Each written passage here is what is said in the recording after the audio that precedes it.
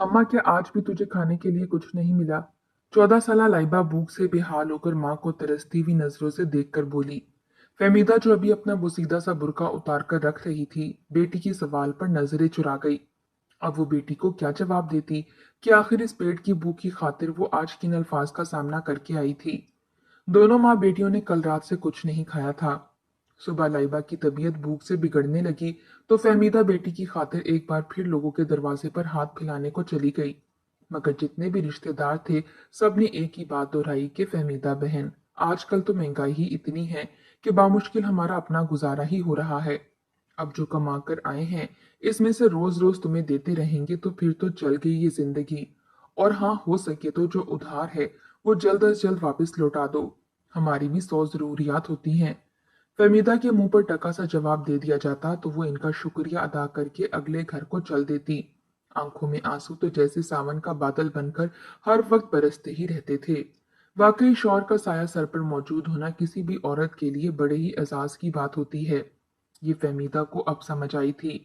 शौहर था तो घर की चारदीवारी में इसे हर चीज बिन मांगे ही मिल जाया करती थी। कभी जरूरत ही नहीं पड़ी थी कि घर की चारदीवारी से बाहर जाकर खुद खरीद लाए। मगर अब एक हादसे में शौहर का चले जाना दोनों माँ बेटी पर पहाड़ बनकर टूटा था। बेचारी फहमीदा अपना और अपनी बेटी का पेट पालने की खातिर दर दर की ठोकरें खाने पर मजबूर हो चुकी थी। अब एक ही आखिरी घर बचा था जहां इसकी एक भले वक्तों की सहेली रहा करती थी। यकीनन वो फहमीदा का दर्द जरूर समझकर कोई इमदाद कर देती। फहमीदा ने अपने चेहरे से आंसू साफ किए और फिर बामुश्किल जब्त करते हुए दरवाजे पर दस्तक दी। कई बार दस्तक देने के बाद दरवाजा खुला तो सामने फहमीदा की सहेली का शौहर खड़ा था। फहमीदा को तो अंदाजा ही नहीं था कि कमाल इस वक्त घर पर मौजूद होगा।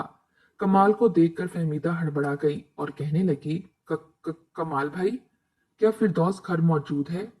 कमाल ने सर पैर बुरके में लिपटी 40 के लगभग उम्र की फहमीदा को देखा और कहने लगा, हाँ हाँ, वो घर पर ही है, अंदर आ जाओ। फहमीदा नजरें चुराती घर में दाखिल हुई तो कमाल ने फौरन दरवाजे को शैतानी मुस्कुराहट सजाते हुए कुंडी लगा दी।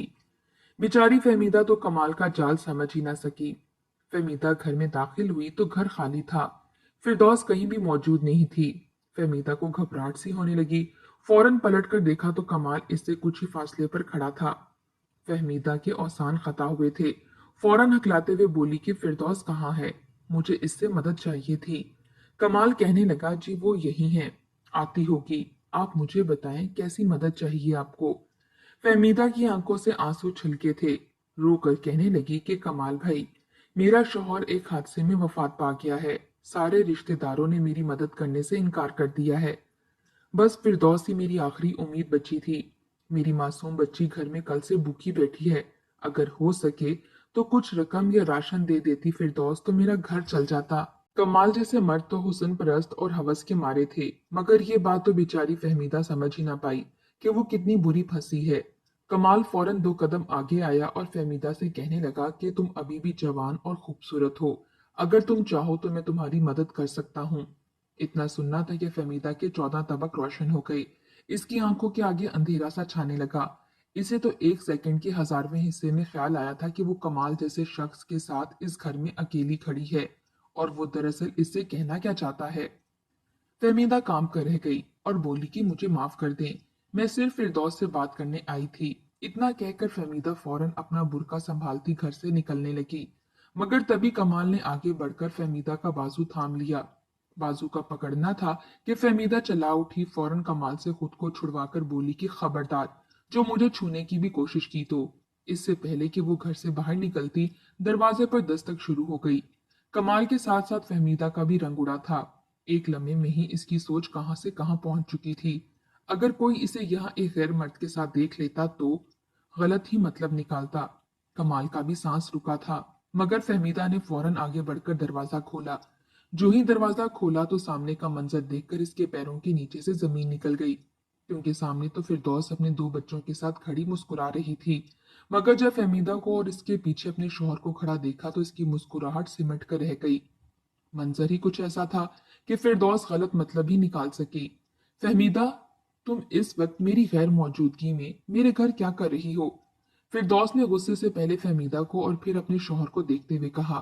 शौहर हड़बड़ाकर पीछे हट चुका था, जबकि फहमीदा फौरन घर से बाहर निकल आई और कहने लगी कि फिरदौस, मैं तुम्हारे पास आई थी, मगर मुझे तुम्हारे शौहर ने बताया ही नहीं कि तुम घर पर मौजूद नहीं हो, वरना मैं कभी भी ना आती। दरअसल मुझे तुमसे मदद चाहिए थी। फहमीदा ने इतनी ही बात की थी कि फिरदौस ने एक जन्नाटेदार थप्पड़ फहमीदा के चेहरे पर मार दिया और गुस्से से बोली कि अपनी जबान बंद करो, तुम मेरी गैर मौजूदगी में मेरे शौहर को वरगला रही थी। इतना सुनना था कि फहमीदा के कदमों के नीचे से जमीन निकल गई।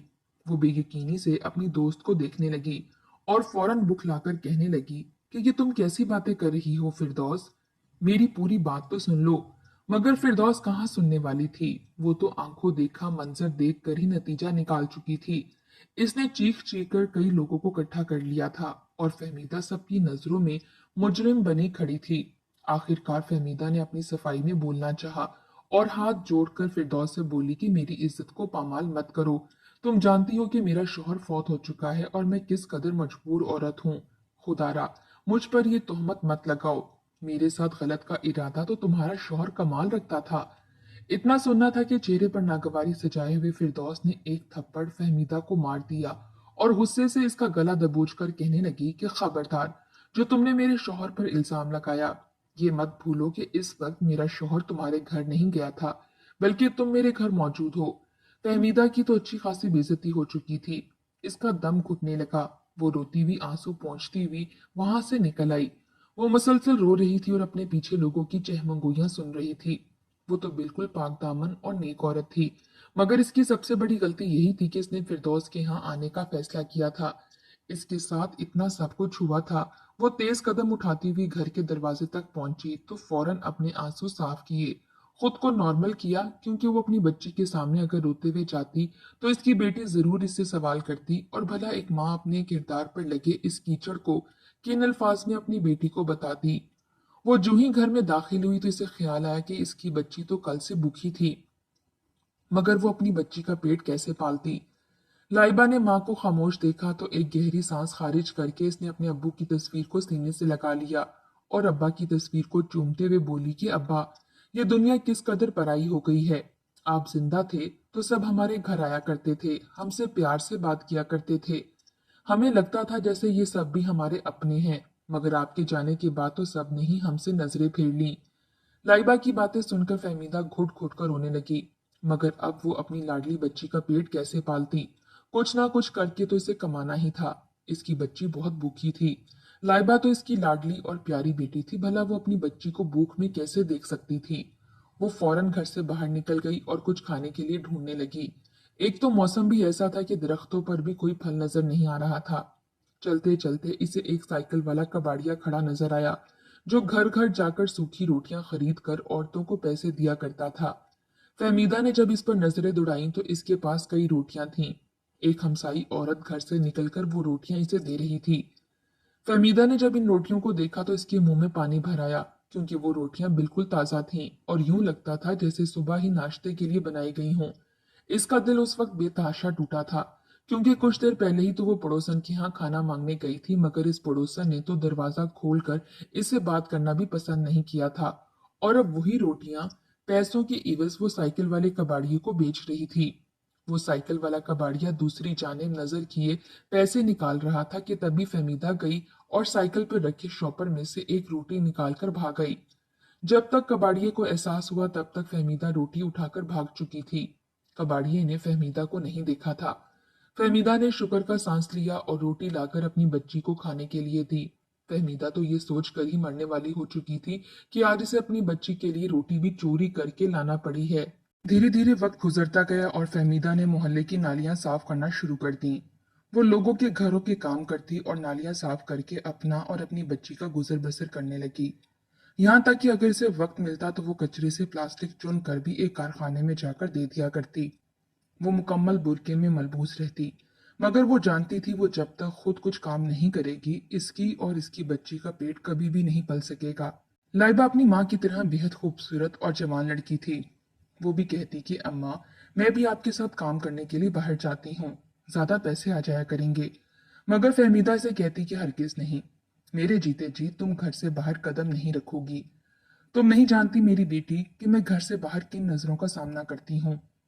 मगर इसके बावजूद काम करते हुए हर वक्त अल्लाह का जिक्र बुलंद रखती हूँ। यही वजह है कि आज तक मुझ पर किसी मर्द ने हाथ बढ़ाने की कोशिश नहीं की। बस मेरी अब यही दुआ है कि जल्द से जल्द एक अच्छा रिश्ता आए और मैं तुम्हें अपने घर का कर दूं।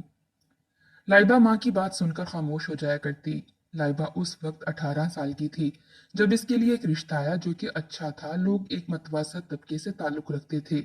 लड़का एक दुकान पर मुलाजिम था और इतना कमा लेता कि घर में बैठकर इज्जत से खा लिया जाता। फहमीदा को और क्या चाहिए था। लड़का भी शरीफ दिखता था और इसकी माँ भी। फहमीदा ने अपनी बेटी लाइबा को इसके साथ शादी करके रुखसत कर दिया। जिस रोज लाइबा रुखसत हुई तो फहमीदा ने यही दुआ की कि वो हमेशा खुश रहे और इसकी बच्ची को जिंदगी में कभी कोई गम ना आए। फहमीदा का दिमाग तो यूं लगता था जैसे इस जैसा इंतहाई मासूम और शरीफ इंसान पूरी दुनिया में कहीं नहीं। मगर धीरे धीरे इसने भी रंग दिखाना शुरू कर दिए। लाइबा कोई चीज लेकर नहीं आई थी। इस बात का ताना अब इसका शौहर और सास इसे देने लगे थे। बार बार इसे ताना देते और मारने पीटने लगते और यही बात कहते कि जाकर अपनी माँ से जहेज लेकर आओ या फिर नौकरानियों की तरह हमारे घर के काम करो। सिर्फ इतना ही नहीं, वो पैसों की खातिर लाइबा को शादी ब्याह पर काम के लिए भी भेज दिया करते। लाइबा बेचारी माँ को ये सब कुछ कैसे बताती। खामोशी से सब कुछ सहकर काम करती रहती। वहीं एक रोज फहमीदा जब अपनी बेटी के घर गई तो आगे अपनी बेटी के साथ सास और इसके शौहर को लड़ता देखा तो इसका कलेजा मुंह को आने लगा। वो अपने दामाद और इसके माँ से लड़ने लगी कि आखिर वो इसकी बेटी के साथ ये रवैया क्यों रख रहे हैं। मगर वो तो फहमीदा से ही लड़ने लगे। लाइबा की सास फौरन गुस्से से बिफर कर बोली कि अगर इतनी ही बेटी की फिक्र है तो ले जाओ इसे अपने साथ, हम अभी इसे तलाक देकर फारिग कर देते हैं। फहमीदा ने जब ये सुना तो इसके सीने में दर्द की टीसें उठने लगी। लाइबा माँ के आगे हाथ जोड़कर बोली कि माँ तुम यहाँ से चली जाओ, इन लोगों की बातों पर ध्यान ना दो, मैं अपने घर में बहुत खुश हूँ, तुम मेरी फिक्र मत करो। फहमीदा जानती थी कि इसकी बच्ची यहाँ पर खुश नहीं बल्कि सिर्फ गुजारा ही कर रही है। मगर इसके बावजूद वो दिल पर पत्थर रखकर वापस घर चली आई। ईद उल अजहा के दिन करीब थे, ईद आने वाली थी मगर फहमीदा वो तो हमेशा की तरह लोगों के यहाँ जाकर साफ सफाई करने वाली थी। ईद से एक दिन पहले लाइबा और इसका शौहर फहमीदा के घर आया। लाइबा का शौहर अपनी सास यानी फहमीदा से कहने लगा कि खाला हम कल आएंगे, उम्मीद है आप हमारे लिए अच्छी दावत का एहतमाम करेंगी। फहमीदा ने जब ये सुना तो इसके कानों से धुआं निकलने लगा। वो अपने दामाद को गौर से देखने लगी और दिल ही दिल में सोचने लगी कि वो कहाँ से दावत का एहतमाम करेगी। इसके यहाँ ईद पर सिर्फ इतने ही पैसे होते हैं जो दाल चावल बन सकें और वो ही हर ईद पर बना करते थे। आम दिनों में तो चावल पकाना भी इनके लिए महाल था। भला वो अच्छी दावत का एहतमाम कैसे करती। दामाद जब लाइबा को मैके छोड़ने आया तो ये डिमांड कर गया कि मुझे तो कल आपके यहाँ से कुर्बानी की गोश्त की कढ़ाई खानी है। इतना कहकर वो चला गया जबकि लाइबा अपनी माँ का चेहरा देखने लगी। फहमीदा ने जब अपनी बेटी का चेहरा देखा तो कांप कर रह गई। इसकी आंखों से आंसू जारी हो चुके थे। इसने अपनी बेटी को सुकून की खातिर अच्छे घर ब्याया था ताकि वो गुर्बत से दूर हो सके, मगर यहाँ तो सब कुछ उलट हो चुका था। इसकी बेटी तो ससुराल जाकर जुल्म सितम का शिकार हो चुकी थी। लाइबा का रंग पीला पड़ चुका था। इसके चेहरे पर जगह जगह जख्म थे और नील के निशान थे। साफ दिखाई देता था कि इस पर बहुत जुल्म किया गया है। मगर इसके बावजूद लाइबा अच्छी बेटी की तरह अपना हर दुख दर्द छुपाती, माँ के सामने हंसती बोलती और मुस्कुराती जैसे इसे कुछ फर्क ही ना पड़ता हो। फहमीदा को तो कल के रोज की फिक्र थी, आखिर वो दामाद के लिए अच्छी दावत का एहतमाम कहाँ से करती। तमाम तर जोड़े हुए पैसे देखे वो इतने ही थे कि इनसे वो चावल खरीद सकती और साथ मजीद सौदा सल्फ खरीद कर रोटी बना सकती। गोश्त तो इनकी किस्मत में ही ना था। वो चावलों के साथ दाल बनाकर ही ईद मनाया करती। मगर अब दामाद की फरमाइश थी, वो सोच में पड़ गई और यही दुआ करने लगी कि कल कहीं से कुर्बानी का गोश्त आ जाए और वो अपने दामाद के लिए अच्छा सा कढ़ाई गोश्त बना दे। आखिर ईद का रोज भी आ गया। फहमीदा तो बेहद खुश दिखाई दे रही थी मगर अंदर से बेहद उदास थी। सुबह सवेरे उठकर इसने फजर की नमाज अदा की और रो रो कर खुदा से यही दुआ मांगी कि मेरी बेटी को अपने घर में सुख दे और वो अपने शौहर के साथ हमेशा हमेशा खुश रहे। इसके शौहर और सास को भी नेक हदायत दे ताकि वो इसके साथ अपना रवैया दुरुस्त कर लें। वो रोते धोते हुए उठी और फिर एक उम्मीद के साथ घर का काम निपटाकर बाहर निकल गई कि चंद रिश्तेदारों को कहा जाए कि इस बार कुर्बानी का गोश्त इसे भी दे दें। मगर सबने ही इसे देखकर नाक चढ़ा लिया और कहने लगे कि अभी तो कुर्बानी हुई नहीं बहन, तुम तो पहले ही लेने के लिए आ गई। फहमीदा शर्मिंदा सी होकर वापस लौट आई। इसने घर में दाल चावल बनाए और फिर जब कुर्बानी का दौर शुरू हुआ तो वो गांव से निकल गई ताकि कहीं से थोड़ा गोश्त लाकर अपने दामाद के लिए ही बना सके। वो जानती थी अगर इसने दामाद को कढ़ाई ना बनाकर दी तो इसका बदला भी वो इसकी बेटी से ही लेगा। इतना सोचकर इसने पूरे गांव का चक्कर लगाया जहां घरों में जानवरों को ज़िबा किया जाता था। कोई बकरे की कुर्बानी दे रहा था तो कोई गाय बैल या दुम्बे की। फहमीदा घर के बाहर सवालियों की तरह खड़ी रही कि इससे भी कहीं से थोड़ा सा गोश्त मिल जाए, मगर हर कोई अपने रिश्तेदारों को भुगता रहा था। दामाद के आने का भी वक्त था। फहमीदा के तो हाथ पांव फूलने लगे। आखिर वो गोश्त कहाँ से लाती? अभी वो एक घर के बाहर ही थी कि वहां पर बहुत से गरीब औरतें और भिखारी खड़े थे जो गोश्त के लिए शोर मचा रहे थे और इन्हें गोश्त मिल भी रहा था। फौरन भागकर अपना चेहरा छुपाए इस हजूम में खड़ी हो गई कि शायद इसे कहीं से दो बोटियां मिल जाएं। वो भी इस हजूम में खड़ी हुई थी। अभी गोश्तों के पैकेट उन्होंने इन गरीबों को पकड़ाए। जो शॉपर फहमीदा के हिस्से में आया इसमें सिर्फ और सिर्फ चर्बी और हड्डियां थीं। ये देखकर फहमीदा ने शिकायती नजरों से इस शख्स को देखा और कहने लगी कि भाई साहब, ये क्या, इसमें तो बोटी है ही नहीं, ये हड्डियां और चर्बी से ही भरा हुआ है। मगर वो मर्द फहमीदा को झिड़क कर कहने लगा, तो तुम क्या चाहती हो? मैं सारा गोश्त लाकर तुम्हारे मुंह पर मारूं?